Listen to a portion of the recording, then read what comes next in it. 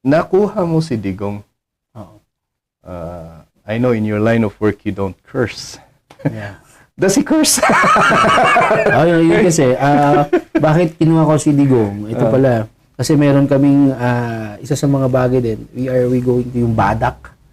Barangays, ito nga, para sa mga labanan ng droga. Hindi para i-promote ang mga naging marahas na, kundi para ipakita ng droga nakakasira ng... Kasi ito, kapag siya, ang isang bagay na, kumbaga, mainit pag-usapan, pero kapag nakita sila ng puppet, natutuwa sila na magaan na pumapasok sa kanila. Right. Tama, diba? Halimbawa, may mga, sabihin natin, nasa gobyerno, pag siya nagsalita, mas nakakatawa. You know, at the same time, pumapasok yung message. Yung message, natutuwa sila. Means, pag hindi mo inayos yung buhay mo, masira buhay mo. Magdroga ka, walang pambiling bigas yung pamilya mo, may droga ka. Huwag mong subukan. Mga ganun. Mga jokes yun, pero may mensahe. Right. At madali siyang i-digest ng tao. Natatawa sila, pero may mensahe. At the same time, Yun yung si Digo. Yun yung character. Yun yung pinractice natin. How long did it take you to master his voice? Kumbaga, sa akin kasi, mga ilang buwan din. Hanggang pinag-aralan ko kung paano siya, isa lahat yung ganito, malaking tulong to.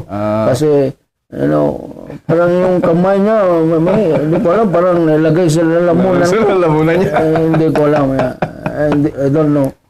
But honestly speaking, pag nagagaling po ko, parang nag-evolve man ako. May ganun. So, yun yung mga 2 buwan, 3 buwan. Wow. So, ang boses naman, lahat naman tayo ay may kakayahang manggaya. Pero ang problema, yung passion mo na gawin ito. Right. Kasi, parang pumapasok sa isang mundo na hindi mo mundo, na yung mundong yun dadalhin mo sa'yo. Yung boses niya, kailangan, ano ba yung pagkatao nito? Tiga saan ba siya? O kailangan, alam mo yun personality niya, ano ba yung kanyang mga, ganun. So, ganun. Nice. Among all this one, sino yung parang,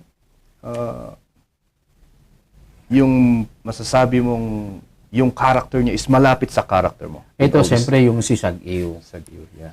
Ito si Sag-Ew. So, makulit ka rin in personal, Makulit din ako. Ito si Sag-Ew. Ayan.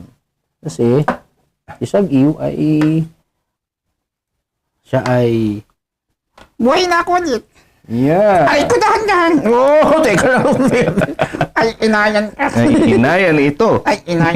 Yan. So, yan. Si Sag-Ew ito. So, si Sag-Ew, kaya, Mercy.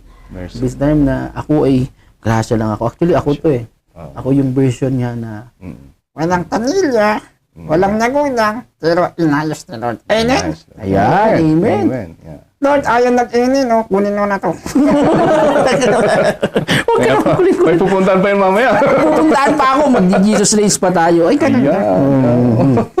Yeah. Ako to, si Sag-Ew, yun.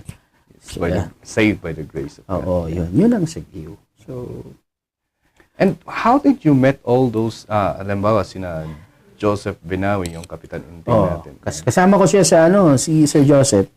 Nagpang-abot kami sa drama. May drama kami sa kabilang estasyon. Nasa kabila din siya. Sa DCWT sila, no? Tapos tumawid siya sa Bombo. Tapos pumunta ng Bombo. Magkaroon kami ng drama. Ako ang aking doon, ang aking katauhan doon. Ako yung body niya na driver na alila niya.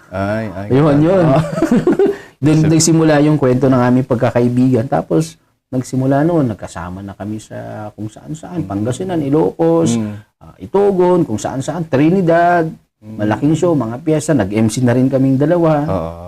Siya yung nakasama ko ay magandang versatile din yung boses niya, no? Oo. Kaya niya yung kwarog. Ayan. Yung enteng. Ayan. Yun. So, tapos meron pa siya yung meron siyang character na yung Ibaloy. Yun naman yung trademark niya. Ayan, oo.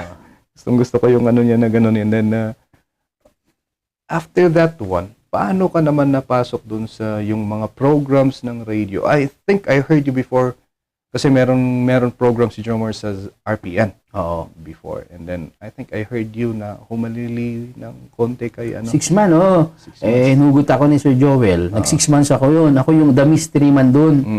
Yun, ako yung si... Kasi wala kang ano kahit sa Facebook nakaka-cover yun. Yun ang Walang sabi video. ko rin. Sabi ko kaya gawa tayo yung kakaiba.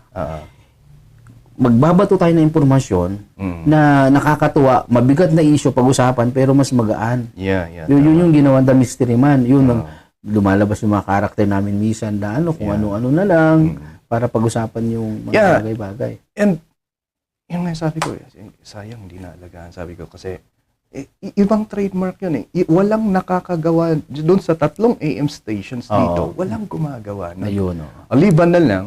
But then that was like long time ago kasi nakapodcast ko si Sir Lolong Jimmy Lozano. Ayun, isa sa ating mga... Yan, siya yung pioneer OG yun. Natin yan talaga. And sabi niya, yun ang ginagawa din niya noon. Kaya natanong ko kasi, bakit Lolong Dorsky? Tapos, yung 3 din daw yung character niya. Parang yung ginagawa mo. 3 din daw yung character niya, yung Lolong yung isa, tapos yung isang bata. Tapos meron yatang isa. Bumabanat din siya, parang nagbibigay ng analysis about the news, about the situation. And 3 na tao, iisa lang pala. And yun yung ginagawa mo doon. Ang gaan ang gaan pakinggan. Parang ganun din. Pero liliwanagin ko, hindi po akong bating anchor o journalist.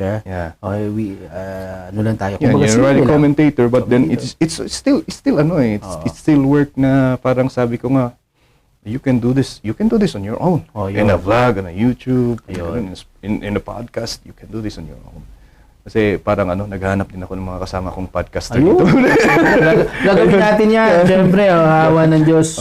Matapos lang ang aking may pinaghahandaan din akong event na na National TV, Lobby ng Diyos. Wow. And then how did you go to Z Radio? You have a program there. Paano ka na? Ganito yan. Ang sa totoo niyan, salamat din ako sa Robert Tuna. Dating kwarog din yun.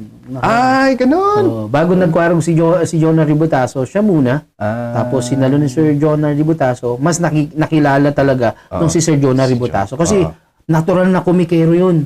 Si Sir Jonah, iba yun Ibang kalidad ni Jonah. Ang alam ko kasi yung naririnig ko mga 1990s.